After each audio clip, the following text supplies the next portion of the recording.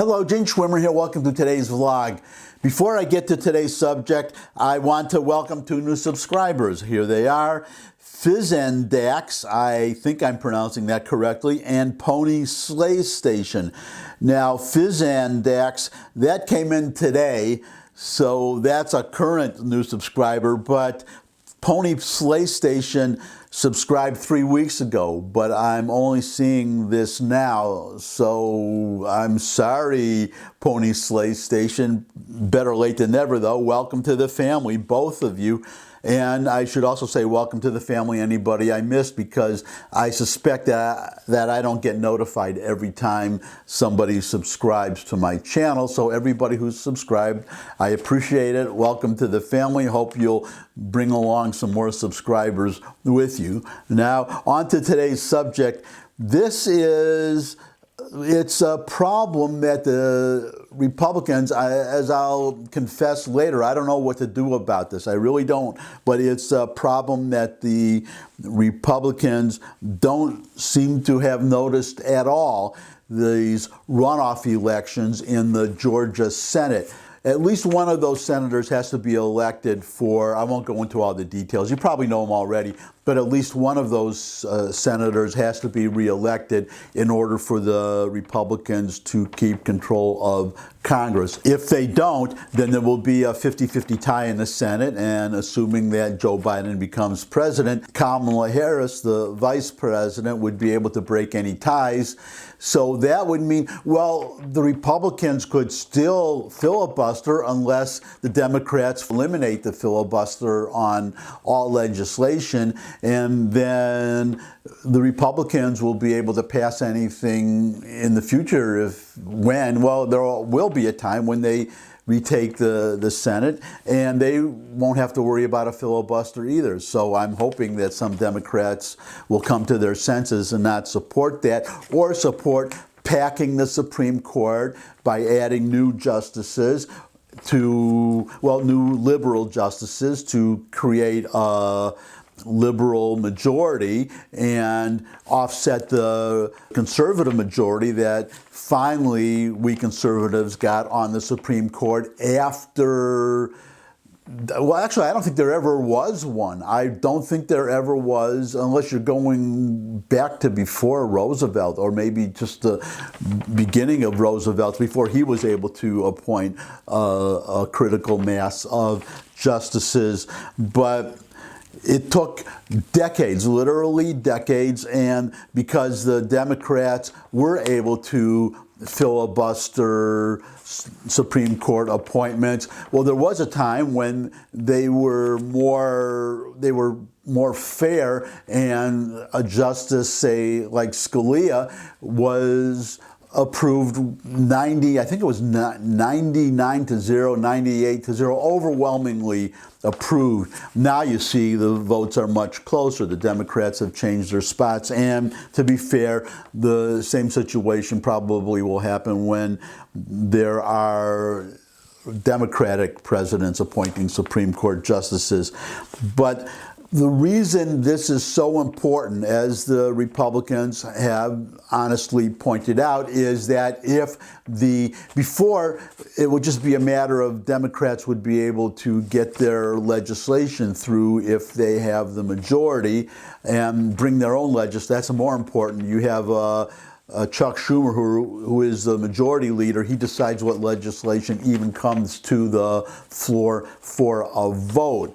But now they're much more radical. They have changed, and now they're talking about adding additional Supreme Court justices. Can't be bothered to do what we conservatives had to do, just wait for openings and then try to put a conservative in the empty slot. And a number of times those conservatives have turned out to be liberal justices. I'm thinking of David Souter, for instance. Now, the problem is, though, that there is also a matter, or this idea being floated, of adding not just justices, but adding 2 new states to the Union, Puerto Rico, and transforming Washington, D.C. into a state.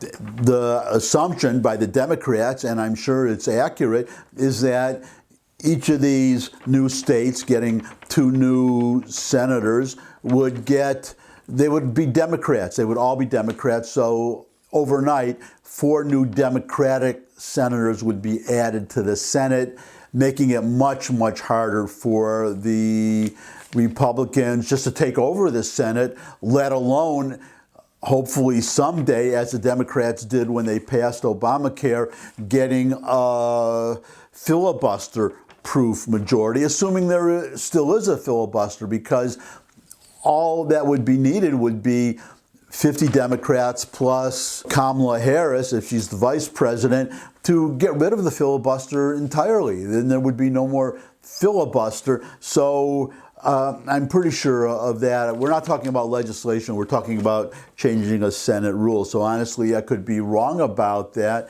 And maybe it would just be a tie and nothing could happen. I'm not sure, but why take the chance?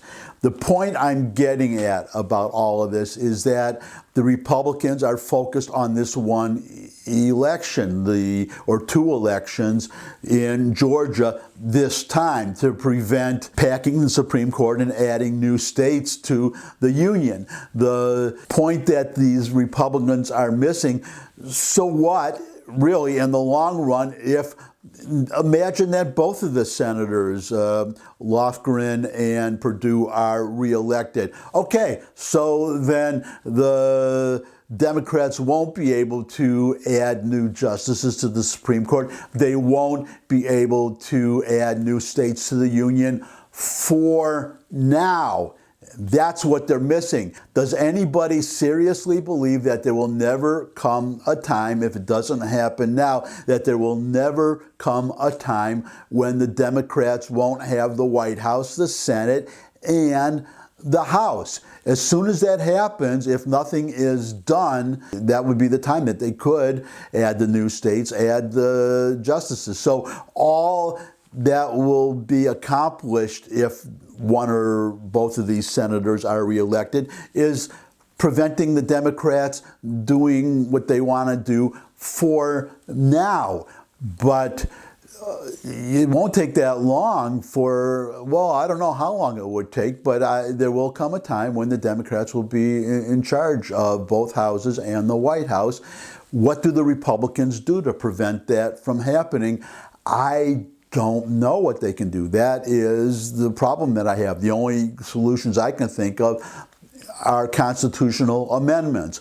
There actually is one going through the Senate right now, or a Republican senator introduced it, to permanently set the number of Supreme Court justices at 9. If that amendment gets passed, it would take a constitutional amendment to change the number of justices on the Supreme Court. I'm thinking of something similar for adding new states to the Union, an amendment to make it harder. If I had my way, it would require a 2/3 majority vote in both houses in 2 congressional sessions, at least 6 years apart. But the problem with that is getting the 2/3 vote in each house the advantages, the president has no role in constitutional amendments, but you would still need 2/3 vote in the House and the Senate. I don't know how they will get it. Maybe for the Supreme Court, but not for adding new states. I just can't see it. The only other solution then is for the states to hold a constitutional convention. Again, maybe there would be enough states to hold a convention for expanding or preventing the expansion of the Supreme Court, setting the number of justices at 9. But for admitting new states to the Union, I don't know. I really don't know. The only solutions I can see really for the Supreme Court would be for the Republicans to make it clear that if you do this, if you add new seats, then next time we're in control, and that will happen, then we will add more seats too. And maybe someday we'll have, as somebody said, it'll look like the Senate scene in Star Wars. You'll have so many justices because then the Democrats, you just keep adding justices. So that might dissuade the Democrats from adding seats to the Supreme Court, but about adding states, I'm not sure that there's any impediment to that, because the only impediment I could think would be to tell the Democrats that if you add new states, then we're going to add new states next time we're in control. But I don't know where the Republicans would get them. It's not just adding new states. The Republicans need states that would guarantee Republican senators, and I can't think of any. I mean, Guam, the Virgin Islands, I have never heard of them being particularly conservative, or for that matter, particularly interested in becoming states. The only thing I can think of is that well, it's the obvious solution is for the Republicans to filibuster. That would stop it cold. The reason I'm so worried about it is because the Democrats have already eliminated a filibuster once, and they are thinking of doing it again. That's the idea that's been floated. Never mind the Supreme Court and adding new states just to get their legislation through. They said that Trump was so bad, the Republicans are so evil, it's so important for Biden to save the country that all of his legislation has to go through. And they are threatening, some of them are, that if the Republicans filibuster anything that Biden wants to do and the Democrats want to do, that they'll get rid of the filibuster. There's one senator, Joe Manchin, a Democratic senator, who said he would vote against doing that, but he's just one vote.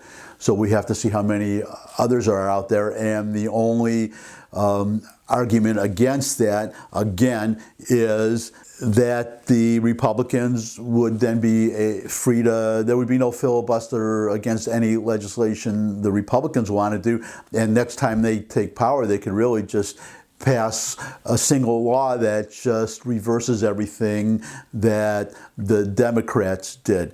So, like I said, one big mess. I don't know the solution. Maybe some of you do, and you'd like to put it in the comments or write to your congressman or senator. That would be even better. But, or you could actually do both. And you could also give me a thumbs up if you like this video. Share it with anybody you think would also like the video. Got any comments? Comments, well, I just told you, put your comments in the comments section below the video. You can also ask questions, suggest future topics. You could subscribe. I just told you about 2 new subscribers I got. I can always use more. You can also visit my music channel, listen to some of my original music. I'm not going to force you. Well, I can't force you to. I can't track you down, but I invite you to, and there is a link in the description below the video. And I guess the only thing left, well, 2 things left. First of all, to thank you for spending time with me. I really appreciate the time that you spent with me. And come back and see me again. I look forward to seeing all of you again. And until I do see you all again, bye.